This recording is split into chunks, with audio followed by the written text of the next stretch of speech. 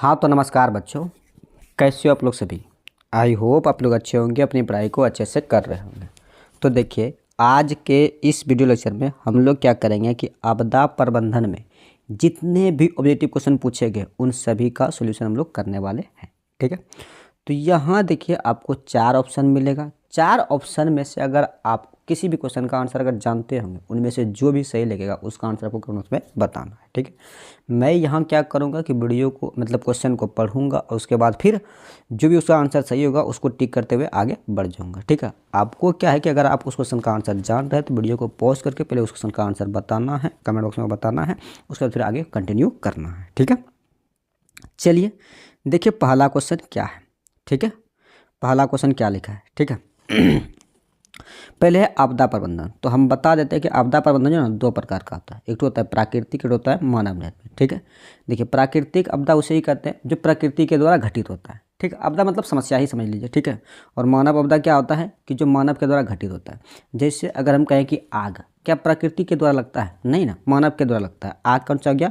तो मानव जनित आपदा हो गया। ठीक है, हम बोले बाढ़, क्या बाढ़ मानव ला सकता है क्या? नहीं। सुनामी मानव ला सकता है क्या? नहीं। ठीक है, उसके बाद फिर महामारी मानव ला सकता है क्या? नहीं। ये सभी हो गया प्राकृतिक आपदा। ठीक है, और मानव जनित में जितना भी बम विस्फोट, ठीक है, रेल दुर्घटना, क्या ये प्रकृति द्वारा करता है? नहीं, मानव के द्वारा। ठीक है, तो ये मानव जनित हो गया। समझ गया।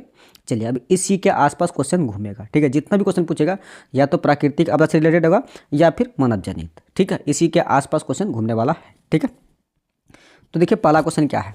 पहला क्वेश्चन है कि निम्नलिखित में से कौन प्राकृतिक आपदा है? अब बताइए प्राकृतिक आपदा। ठीक है, तो कौन सा हो जाएगा? भूकंप। यहाँ मैं ऑप्शन को डिस्कस नहीं करूँगा। ठीक है, सीधे मैं क्या करूँगा, जो भी आंसर सही रहेगा उसको टिक करके आगे निकल जाऊँगा। ठीक है, अब देखिए भूकंप लिखा गया ऑप्शन नंबर सी में, इसलिए इसका जो राइट आंसर होगा वो क्या होगा? ऑप्शन नंबर सी इसका राइट हो जाएगा। ठीक है, अगला क्वेश्चन है कि इनमें कौन प्राकृतिक आपदा है? तो कौन है? तो महामारी लिखा गया ऑप्शन नंबर बी में, इसलिए इसका जो राइट आंसर होगा वो क्या होगा? ऑप्शन नंबर बी इसका राइट हो जाएगा। ठीक है, आगे देखिए क्वेश्चन क्या लिखा है। अगला क्वेश्चन है कि निम्नलिखित में कौन मानव जनित आपदा नहीं है? मानव जनित आपदा नहीं है तो कौन नहीं है? सुनामी। देखिए आतंकवाद मानव जनित है, रेल दुर्घटना मानव जनित है, सांप्रदायिक दंगा भी मानव जनित है, लेकिन सुनामी जो है वो मानव जनित नहीं है। ठीक है, लिखा गया कौन नहीं है तो हो जाएगा सुनामी। लिखा गया ऑप्शन नंबर सी में, इसलिए इसका जो राइट आंसर हो जाएगा क्या? ऑप्शन नंबर सी इसका राइट हो जाएगा। ठीक है, अगला क्वेश्चन है कि इनमें से कौन प्राकृतिक आपदा नहीं है? तो प्राकृतिक आपदा नहीं है कौन? आतंकवाद। लिखा गया है ऑप्शन नंबर ए में, इसलिए इसका जो राइट आंसर हो जाएगा क्या? ऑप्शन नंबर ए इसका राइट हो जाएगा। ठीक है, अगला क्वेश्चन है कि निम्नलिखित में से प्राकृतिक आपदा नहीं है? प्राकृतिक आपदा नहीं है तो प्राकृतिक आपदा क्या नहीं है? रेल दुर्घटना। ठीक है, अब यहाँ देखिए ऑप्शन थोड़ा इधर उधर हो गया है। ठीक है, लिखा गया है ऑप्शन नंबर सी में, इसलिए इसका जो राइट आंसर हो जाएगा क्या? ऑप्शन नंबर सी इसका राइट हो जाएगा। ठीक है, अगला है कि इनमें से कौन प्राकृतिक आपदा नहीं है? प्राकृतिक आपदा कौन नहीं है? तो ये जो गरीबी है, गरीबी प्राकृतिक आपदा नहीं है। लिखा गया ऑप्शन नंबर डी में, इसलिए इसका जो राइट आंसर हो जाएगा क्या? ऑप्शन नंबर डी इसका राइट हो जाएगा। अगला क्वेश्चन है कि निम्नलिखित में से कौन मानव जनित आपदा नहीं है? मानव जनित आपदा नहीं है। अब देखिए मानव जनित आपदा कौन नहीं है? तो देखिए सांप्रदायिक दंगा भी ये मानव जनित आपदा है, आतंकवाद भी मानव जनित है, रेल दुर्घटना भी मानव जनित है। तो इनमें से कोई नहीं जो है, ऑप्शन नंबर डी राइट हो जाएगा। ठीक है,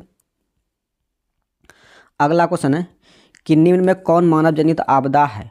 इनमें से कौन है जो कि मानव जनित आपदा है? ठीक है, सांप्रदायिक दंगा मानव जनित आपदा है, आतंकवाद मानव जनित आपदा है। ठीक है, महामारी मानव जनित नहीं है, तो ए और बी दोनों जगह लिखा गया ऑप्शन नंबर डी में, इसलिए इसका जो राइट आंसर होगा क्या? ऑप्शन नंबर डी इसका राइट हो जाएगा। ठीक है, अगला क्वेश्चन है कि कौन मानव जनित आपदा है? तो सांप्रदायिक दंगा भी मानव जनित है, आतंकवाद भी मानव जनित है, रेल दुर्घटना भी मानव जनित है।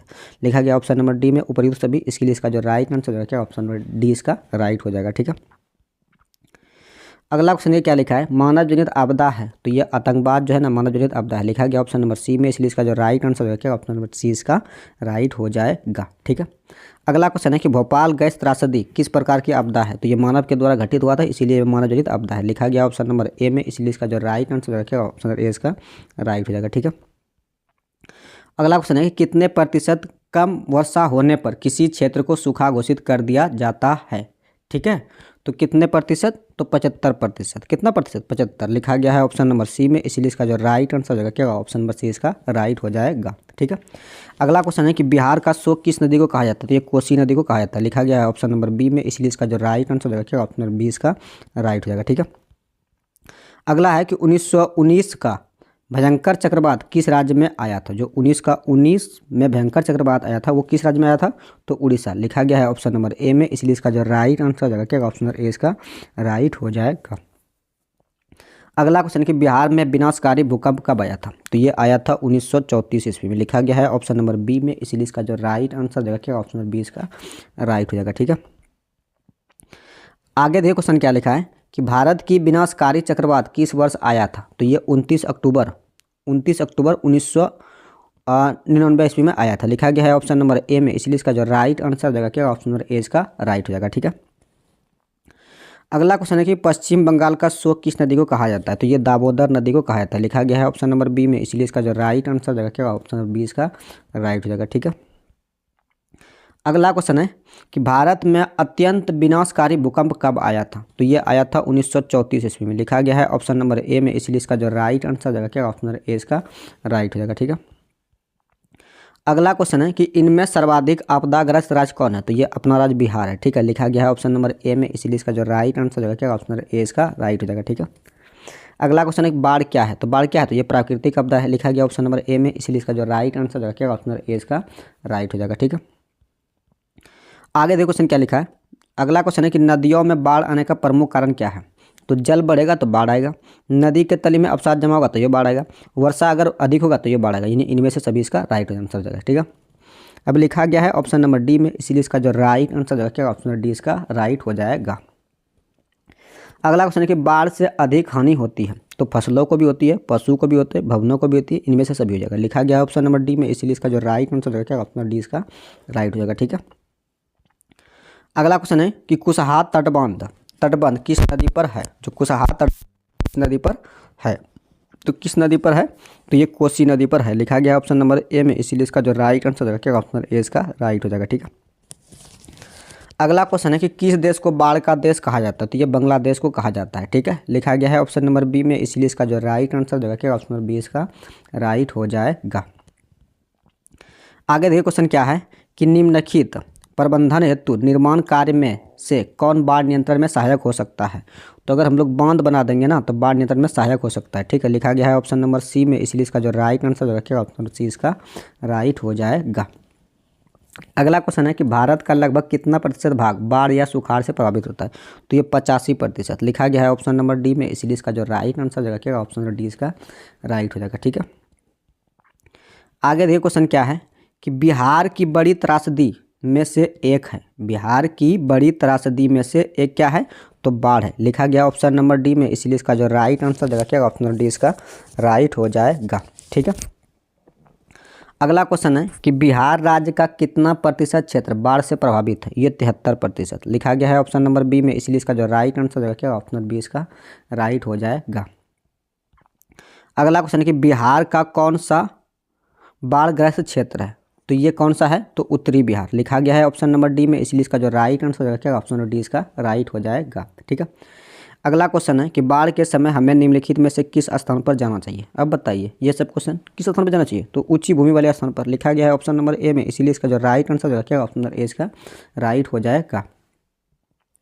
अगला क्वेश्चन ये क्या लिखा है, अगला क्वेश्चन है कि राष्ट्रीय बाढ़ नियंत्रण कार्यक्रम कब प्रारंभ किया गया, तो ये 1954 ईस्वी में। लिखा गया है ऑप्शन नंबर सी में, इसलिए इसका जो राइट आंसर रखेगा ऑप्शन नंबर सी इसका राइट हो जाएगा। ठीक है, आगे देखिए क्वेश्चन के रूप में क्या है। अगला क्वेश्चन है कि राष्ट्रीय बाढ़ आयोग की स्थापना कब की गई, तो ये क्या गया था 1976 ईस्वी में। लिखा गया है ऑप्शन नंबर बी में, इसलिए इसका जो राइट आंसर होगा क्या, ऑप्शन नंबर बी इसका राइट हो जाएगा। ठीक है, अगला क्वेश्चन है कि बाढ़ पूर्व सूचना संगठन का प्रमुख कार्यालय कहाँ स्थापित किया गया, तो ये पटना में स्थापित किया गया। लिखा गया है ऑप्शन नंबर बी में, इसलिए इसका जो राइट आंसर होगा क्या, ऑप्शन नंबर बी इसका राइट हो जाएगा। ठीक है, अगला क्वेश्चन है कि सुखाड़ क्या है, तो ये एक प्राकृतिक आपदा है। लिखा गया है ऑप्शन नंबर ए में, इसलिए इसका जो राइट आंसर होगा क्या, ऑप्शन नंबर ए इसका राइट हो जाएगा। ठीक है, आगे देखिए क्वेश्चन क्या है कि भारत का प्रथम सुखाड़ वर्ष किसे कहा जाता है, तो ये 1968 ईस्वी को। ठीक है, लिखा गया ऑप्शन नंबर सी में, इसलिए इसका जो राइट आंसर होगा क्या, ऑप्शन नंबर सी इसका राइट हो जाएगा। ठीक है,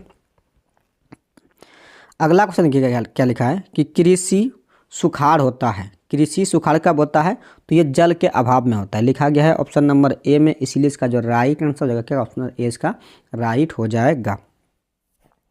अगला क्वेश्चन है कि निम्न में कौन सूखे से सर्वाधिक ग्रस्त राज्य है तो ये गुजरात है, लिखा गया है ऑप्शन नंबर सी में, इसलिए इसका जो राइट आंसर हो जाएगा ऑप्शन नंबर सी इसका राइट हो जाएगा। ठीक है,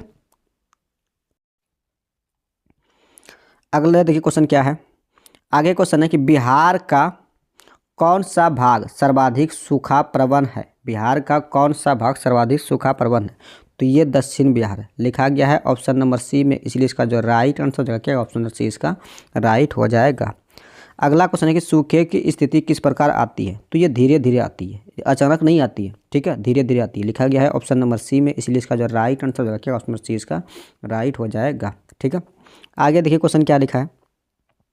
अगला क्वेश्चन है कि सूखे के लिए जिम्मेदार कारक है, यानी सूखे के लिए जिम्मेदार कारक कौन है, तो वर्षा की कमी। ठीक है, लिखा गया है ऑप्शन नंबर ए में, इसलिए इसका जो राइट आंसर हो जाएगा क्या ऑप्शन नंबर ए इसका राइट हो जाएगा। ठीक है, अगला क्वेश्चन है कि सूखे से बचाव के लिए एक प्रमुख तरीका क्या है, तो वर्षा जल को संग्रह करना, लिखा गया है ऑप्शन नंबर बी में, इसलिए इसका जो राइट आंसर हो जाएगा क्या ऑप्शन नंबर बी इसका राइट हो जाएगा। ठीक है, अगला क्वेश्चन है कि भूपटल के नीचे का वह स्थान जहां भूकंप का जन्म होता है वह क्या कहलाता है, तो भूकंप केंद्र कहलाता है, लिखा गया है ऑप्शन नंबर ए में, इसलिए इसका जो राइट आंसर होगा क्या ऑप्शन नंबर ए इसका राइट हो जाएगा। ठीक है, आगे क्वेश्चन है कि भूकंप केंद्र के ऊर्ध्वाधर पृथ्वी की सतह पर के केंद्र को क्या कहते हैं, तो ये अधिक केंद्र कहते हैं। ठीक है, लिखा गया ऑप्शन नंबर डी में, इसलिए इसका जो राइट आंसर होगा क्या ऑप्शन नंबर डी इसका राइट हो जाएगा। ठीक है, अगला क्वेश्चन है कि भूकंप का मापन किसके द्वारा होता है, तो ये सिस्मोग्राफ के द्वारा होता है, लिखा गया है ऑप्शन नंबर डी में, इसीलिए इसका जो राइट आंसर हो जाएगा क्या ऑप्शन नंबर डी इसका राइट हो जाएगा। ठीक है, अगला क्वेश्चन है कि बिहार राज्य भूकंप के किस मंडल में आता है, तो मंडल 4 में आता है, लिखा गया है ऑप्शन नंबर डी में, इसलिए इसका जो राइट आंसर हो जाएगा क्या ऑप्शन नंबर डी इसका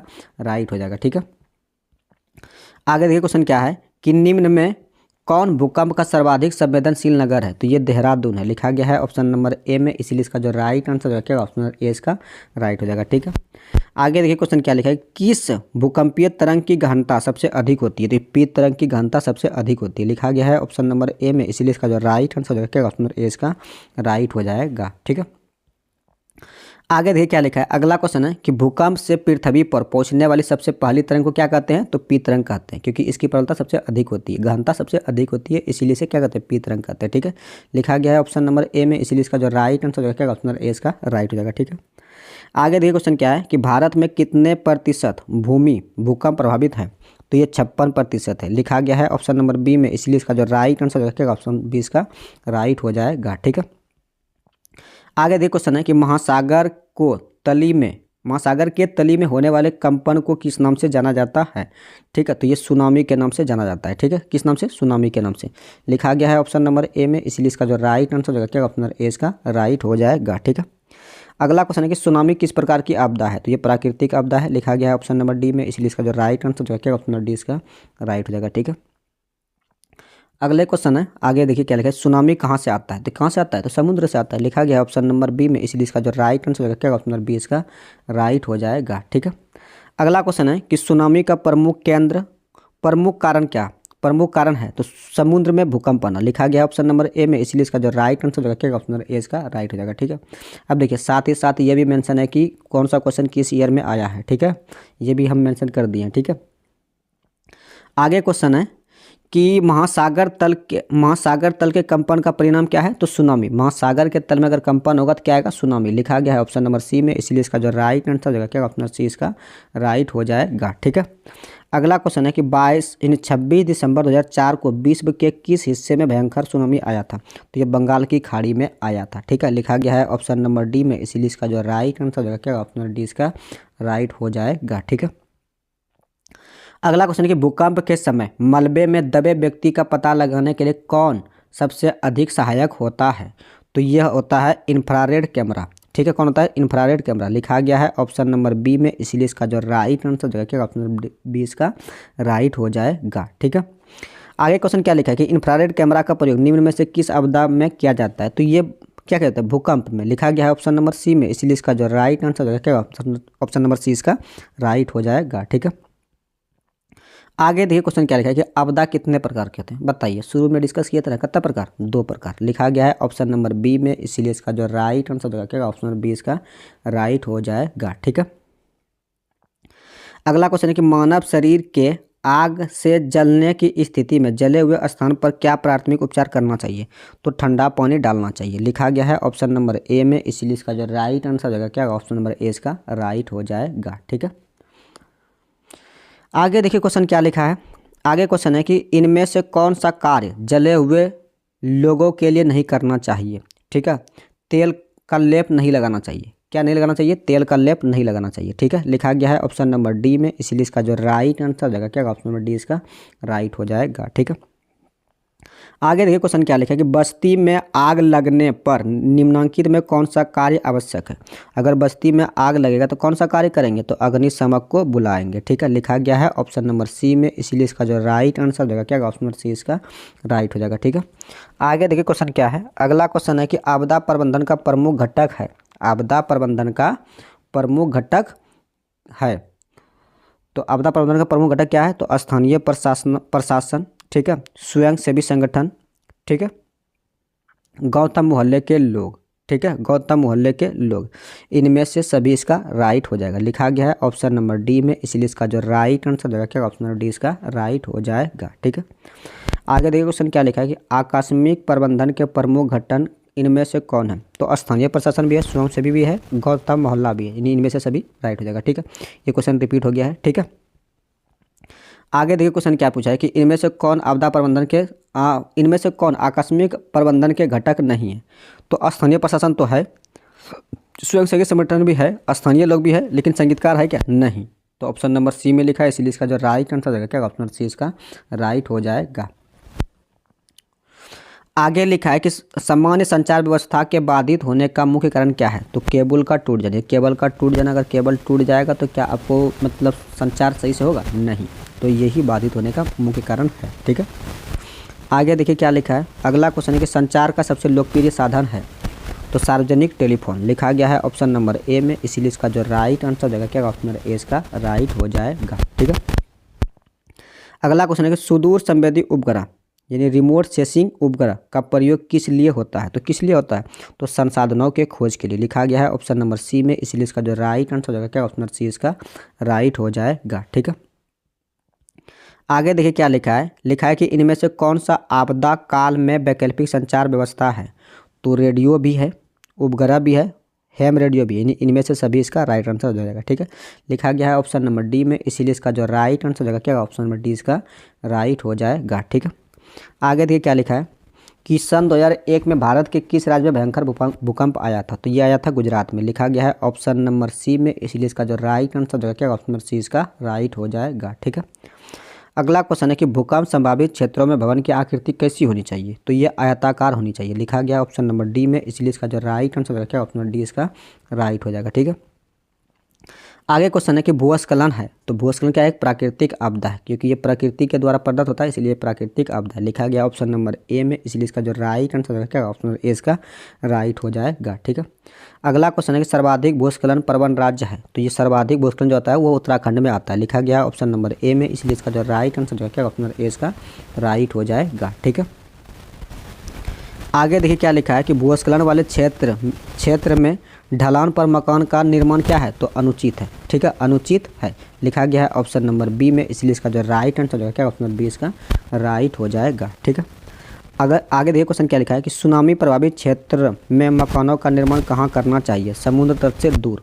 देखिए जहाँ सुनामी आएगा तो समुद्र के किनारे अगर मकान बनेगा तो फिर मकान सुनामी के कारण ढह जाएगा। ठीक है, तो समुद्र क्षेत्र से दूर बनाइएगा तभी जाके सुरक्षित रह पाइएगा। लिखा गया है ऑप्शन नंबर सी में, इसीलिए इसका जो राइट आंसर होगा क्या, ऑप्शन नंबर सी इसका राइट हो जाएगा। ठीक है, आगे क्वेश्चन है कि सुनामी लहर चेतावनी प्रणाली केंद्र की स्थापना कहाँ की गई है? तो ये चेन्नई में की गई है। ठीक है, लिखा गया ऑप्शन नंबर सी में, इसलिए इसका जो राइट आंसर क्या होगा वो ऑप्शन नंबर सी इसका राइट हो जाएगा। ठीक है, अब यहाँ देखिए टोटल 75 क्वेश्चन था आपदा प्रबंधन से। ठीक है, अगर आपका कितना सही हुआ, ठीक है, आप कमेंट करके बताइए। बाकी बात जिसको भी इसका पीडीएफ चाहिए होगा तो पीडीएफ के लिए जो है ना, आप पीडीएफ अगर चाहिए होगा तो पीडीएफ के लिए आप टेलीग्राम चैनल, ठीक है, टेलीग्राम चैनल ज्वाइन कर लीजिएगा। वहाँ पे आपको पीडीएफ और साथ ही साथ जितना भी नोट्स बन के तैयार हुआ है वो सारे नोट्स आपको टेलीग्राम चैनल पे मिल जाएगा। ठीक है, आज हम लोगों ने क्या किया, आपदा प्रबंधन किया। इसके जस्ट बाद जितना भी एसएसटी में धीरे धीरे हर एक चैप्टर का यानी हर एक सब्जेक्ट के हर एक चैप्टर का आपको वीडियो लेक्चर मिलते रहेगा, ठीक है।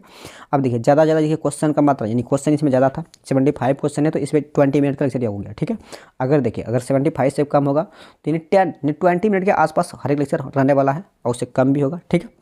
तो कोई दिक्कत नहीं, अगर 20 मिनट में आपका एक चैप्टर भी निपट जा रहा है तो समझ रहे हैं, बहुत बड़ी बात है, ठीक है। तो चलिए आप लोग इसी तरह बने रहिएगा। बाकी बात जो चैनल पर नए होंगे चैनल को सब्सक्राइब कर लीजिएगा और वीडियो को अपने ग्रुपों में जरूर शेयर करना, ठीक है, ताकि लास्ट मोमेंट में कुछ हो अथवा नहीं हो, हर एक चैप्टर का ऑब्जेक्टिव सभी को देख के जाइएगा, तभी कहीं भी दिक्कत नहीं आएगी, ठीक है। तो चलिए हम लोग आज के लिए इतना ही रखेंगे, मिलेंगे अगली वीडियो में।